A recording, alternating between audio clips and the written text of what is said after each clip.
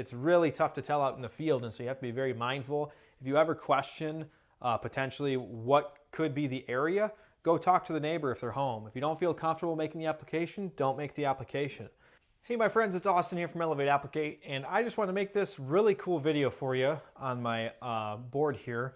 And today we're going to talk about Mosquito Management 101. And what are we going to do? We're going to look at two properties that I have serviced in the past, and they are current clients.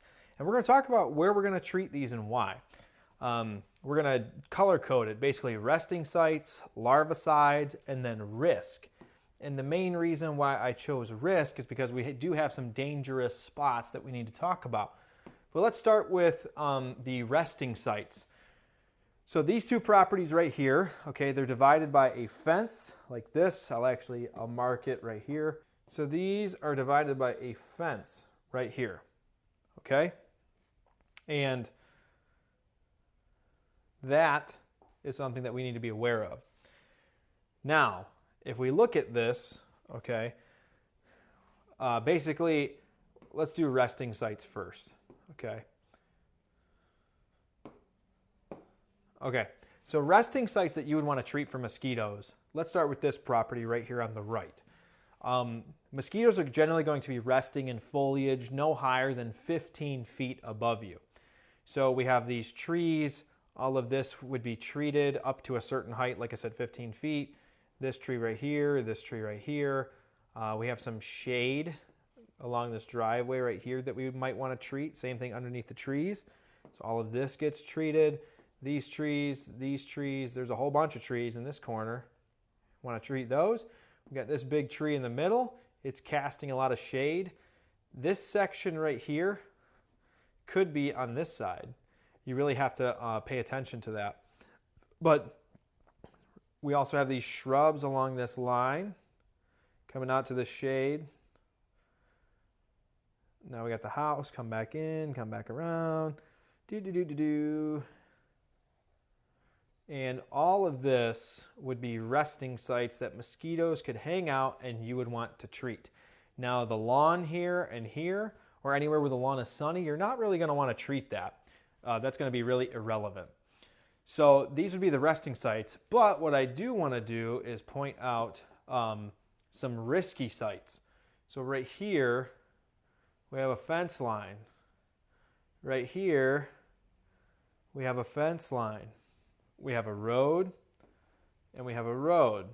Why are those sites risky? Well, if this neighbor is not being treated, if you get pesticides on their property without their consent, they could technically take you to court and sue you for that. So you have to be very careful when you're treating along this line. These roads right here, why are those sites risky? Well, somebody, a little lady, she could be walking down here, right? Woohoo, going for a run. And if you have any drift that comes into contact with her, whether she's on this road or this road, she could potentially take you to court and sue you because you exposed them to pesticides. So we do have some risk here. Now, we don't necessarily have any risk on this house because this is also our client. So we know that we're going to treat both of these sections.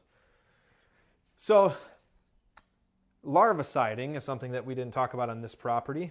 Let me go back to that. Get the blue out. Okay, so here, larviciding, if you see any standing water in this backyard, that's where you would want to apply a larvicide. Now here you can't really tell, but this is a drainage ditch. And then there's also a drainage ditch that goes here and here. You would want to larvicide those sections. And if there's any sort of culvert that goes underneath the driveway, you want to throw one in there.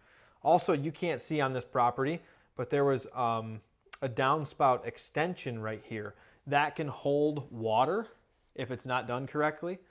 Also, if they have really bad gutters, you would want to treat those gutters because those gutters could essentially hold water and debris, and you would want to stop the mosquitoes in that section. So that's kind of the gist of that property, right? Mosquito Management 101. We're going to target the resting sites, the larvicides, and we need to address our risk. We did address our risk. It's this property and these streets and any passers-by. So now what we're going to do is we'll talk about this property right here. So let's go back to the resting sites. We'll tackle that. So we have the spruce row. Now this is actually changed. There's quite a few spruces in this section, but all of this should be treated. We have all of this shaded area right here. This shaded area right here coming out front. This tree, the shade cast from this house. This right here, possibly, depending on the time of day that you get there. And then same thing, this shade, if you come out there late, the shadows and shade might be further out into this. There's a deck right here that we would want to treat underneath. And I think that's it as far as resting sites go. Maybe the shade up in the front here. But that would be the gist of that one. And if we were to switch to the larvicide sites, then we would be talking about this drainage ditch, any culverts that are underneath there, and then we would look at any downspouts or standing water that might be on this property. Now I know there's none, so we don't really need to address that anymore, but we should talk about the risk factor of this property. So here we do not have a fence, but we have a foliage divide. And so this divide right here, that red line is a risk because of this property owner. And then we also have this line right here because of this property owner. There's a fence right here. So we have to be cautious and mindful of treating beyond this red line. Like I said, I followed this, and it's really hard to determine where the property lines are because there's no fences. So it could be more like that, and these are actually on the property.